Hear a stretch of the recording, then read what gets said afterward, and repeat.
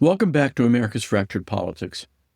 Palantir is not a neutral vendor of back-office software.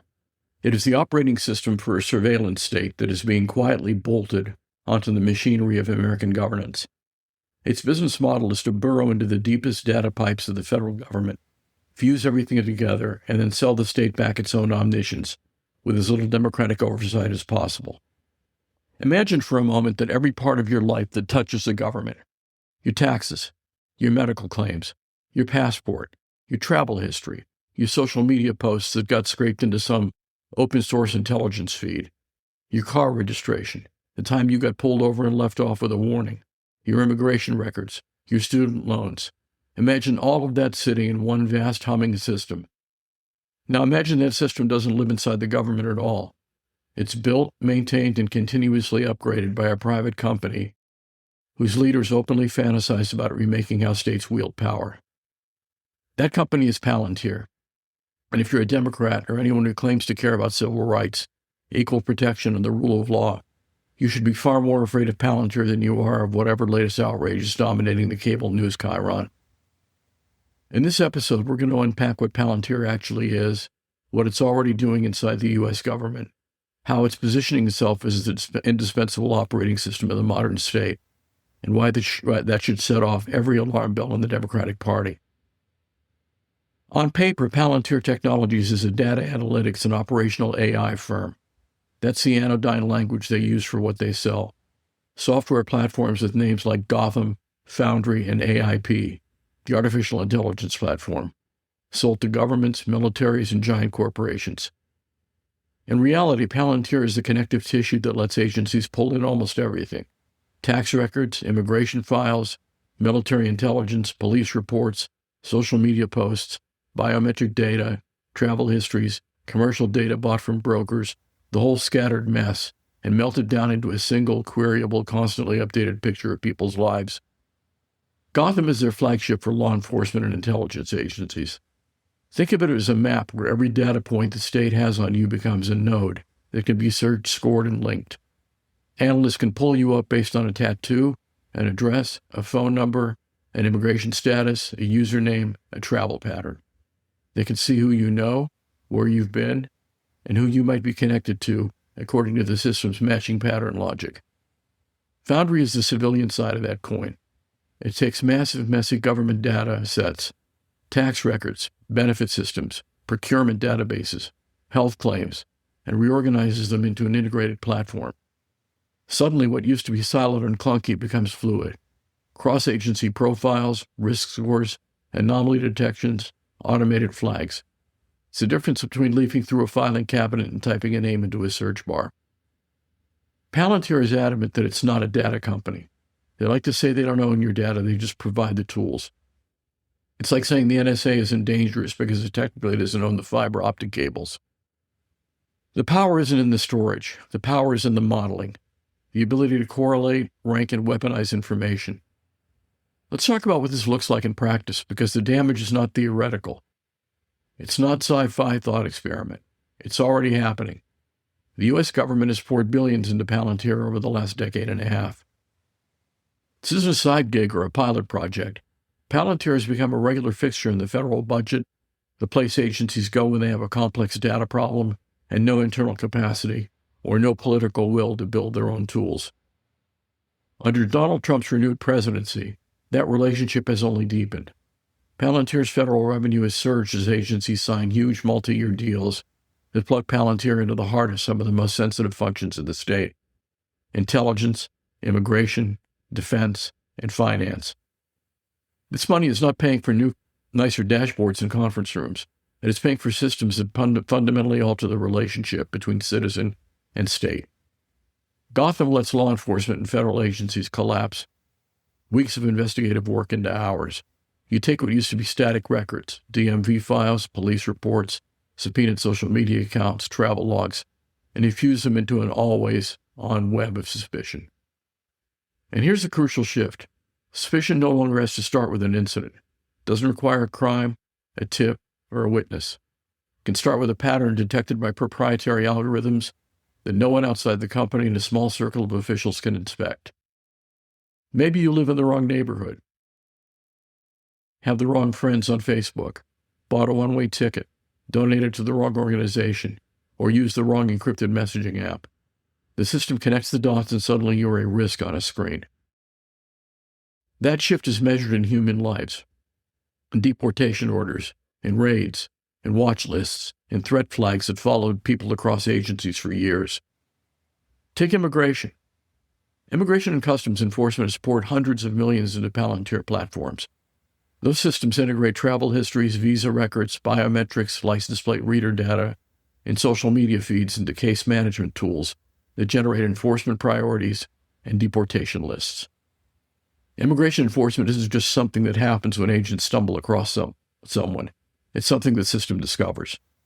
New and expanded contracts built on that, creating tools to identify undocumented immigrants through data fusion and to track so-called self-deportations. Code becomes a quiet accelerant behind a punitive immigration regime. No new law has to be passed. No new headline-grabbing executive order has to be signed. The infrastructure hums beneath the surface, doing its work. Civil liberties in that world aren't a guiding principle. They're a checkbox in a requirements document. By design, Palantir systems encourage agencies to treat every person as raw material for scoring and classification, a moving dot in an eternal graph that can be queried endlessly. And because the algorithms are proprietary, neither the public nor most elected representatives can see how they weigh inputs or which correlations they prioritize. How many false positives are there?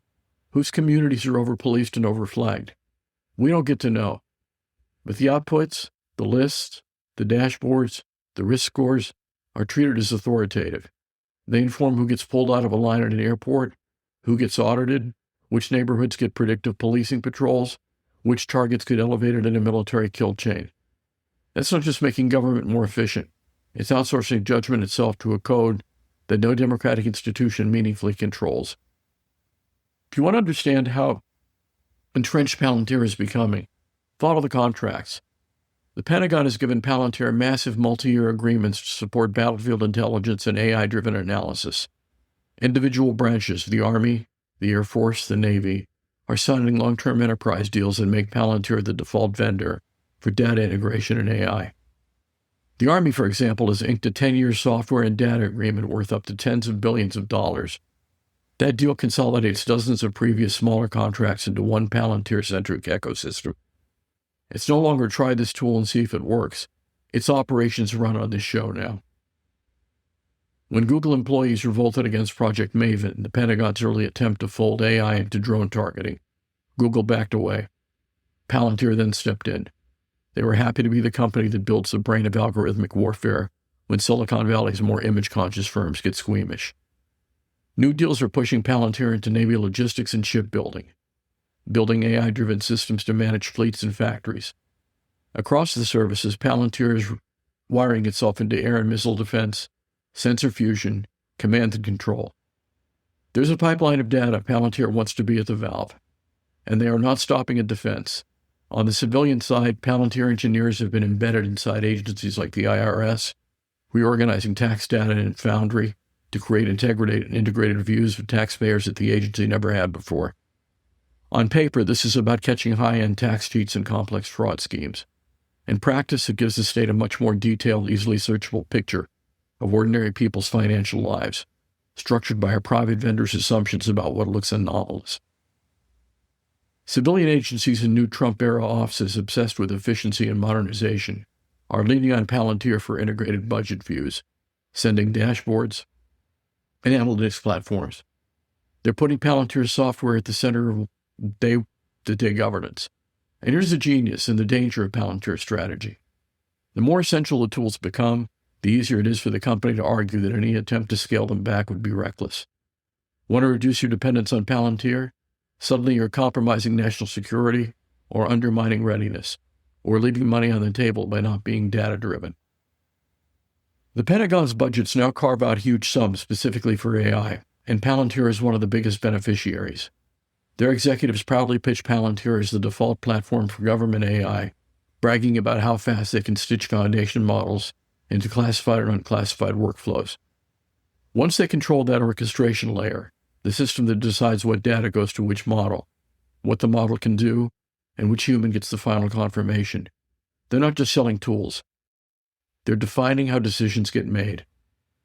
This gets us to Palantir's long-term ambition, to be the operating system of the state. Their platforms are marketed as secure, ontology-driven systems that sit across all your existing data and workflows. They orchestrate AI models, human approvals, audit trails, and operational actions from one central brain. On the PowerPoint slide, this looks like discipline and safety. An AI system can't by itself launch a missile, move money, or arrest someone. Everything is tied to explicit authorizations and human sign-off. But think about what that really means. Whoever owns that coordination layer owns the architecture of government action. Gotham runs intelligence and policing. Foundry runs civilian bureaucracy and finance. AIP mediates and accelerates AI-driven decisions. Apollo deploys and updates all of this everywhere, from cloud data centers to laptops in field offices to ruggedized hardware on the battlefield. Palantir isn't just selling licenses. They're embedding a worldview. The governance is at bottom of data integration problems solvable with the right ontology and enough compute. And they're not doing it alone. They're building an ecosystem. Palantir trains and certifies consultants from big defense contractors and consulting firms to implement and evangelize their tools. A whole cast of contractors now has a direct financial incentive to weave Palantir deeper into government workflows, to propose Palantir-based solutions to every new problem, to warn ominously against any move to rip and replace what they've set up. That's not just market dominance, it's political entrenchment. At a certain point, you're not just using Palantir inside the government, you are governing through Palantir. Agencies bring a problem, the answer is a Palantir deployment. A crisis hits, the response is a new Palantir dashboard. Scandal breaks about some other vendor, Palantir is where to fix it with better integration and more comprehensive visibility. Zoom out and the constitutional stakes become obvious. Democratic governance is supposed to be messy. It's supposed to be legible. Decisions get made through visible processes. Laws debated in public, budgets hammered out in hearings, policies announced in memos, and press conferences. When something goes wrong, you can trace the line of authority. Who signed off? Who wrote the policy? Who enforced it? Palantir's vision scrambles that. Under a Palantir-mediated regime, governance becomes a series of data-driven insights and automatically generated recommendations streaming out of opaque platforms. The real action happens in the model configuration, the data pipelines, the scoring logic. That's where you decide who counts as high risk, which patterns matter, which anomalies get escalated. But almost no one sees that level. What people see are the dashboards. They see a ranked list of threats, fraud risks, targets of interest, units underperforming, assets underutilized. They see color-coded heat maps and confidence scores, decisions that used to be overtly political, who gets audited, who gets rated, which communities get flooded with police, which targets get elevated in a kill chain, suddenly look like technical outputs. The people making choices can point at the screen and say, look, the system recommends this. We're just following the data. Even Congress gets reduced to a dashboard audience. Lawmakers are told the system is incredibly complex. We can't explain every component. But trust us, it's working. Any forces to tear it down, you'll be responsible for the chaos that follows. By inserting itself between raw state data and state action, Palantir is trying to become something like the brainstem of the American security and administrative state. The piece you cannot unplug without collapsing critical functions. Once you get there, it doesn't really matter which party is nominally in power. The practical sovereignty, the power to see, sort, target, and punish, has migrated into a proprietary platform operated by a private company. So why specifically should Democrats be terrified of this? Start with first principles. Democrats like to brand themselves as the party of civil rights, civil liberties, and the rule of law.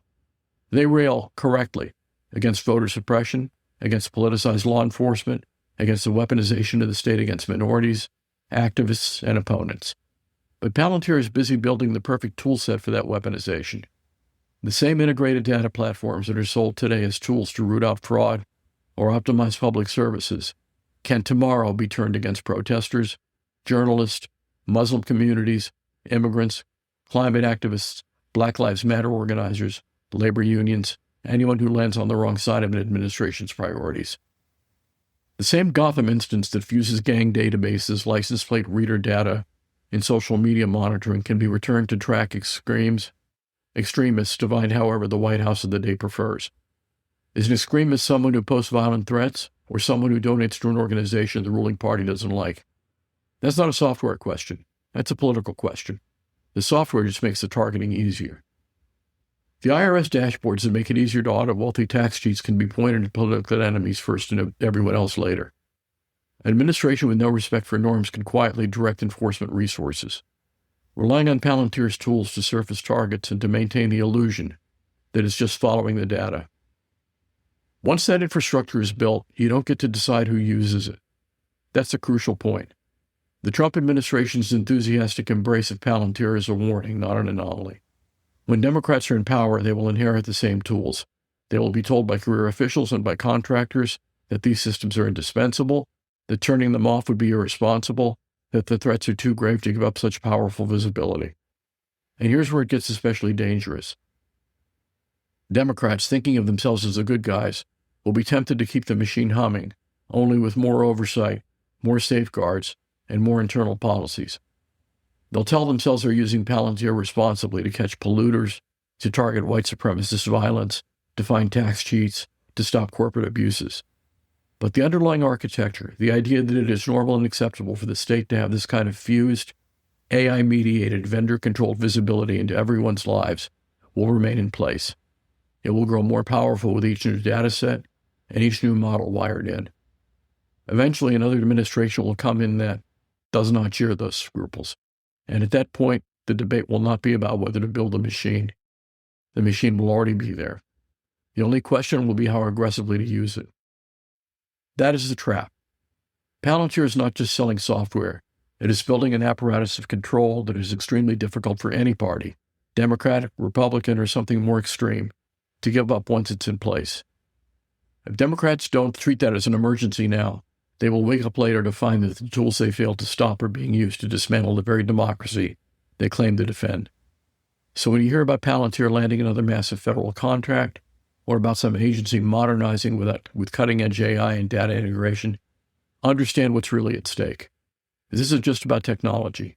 It's about who actually governs and how. If the real decisions, who's a threat, who's a suspect, who's a priority, are being generated inside a proprietary platform run by a company that answers to shareholders, not voters, then the nice civic cessbook story about government of, by, and for the people becomes just that, a story. The question for Democrats is whether they're willing to confront that reality while there is still time to do something about it, or whether they'll keep chasing the outrage of the week while Palantir quietly finishes wiring itself into the state's nervous system. Because by the time you're arguing over how fairly the machine is being used, you've already conceded the most important fight, whether this machine should exist at all. This has been America's Fractured Politics.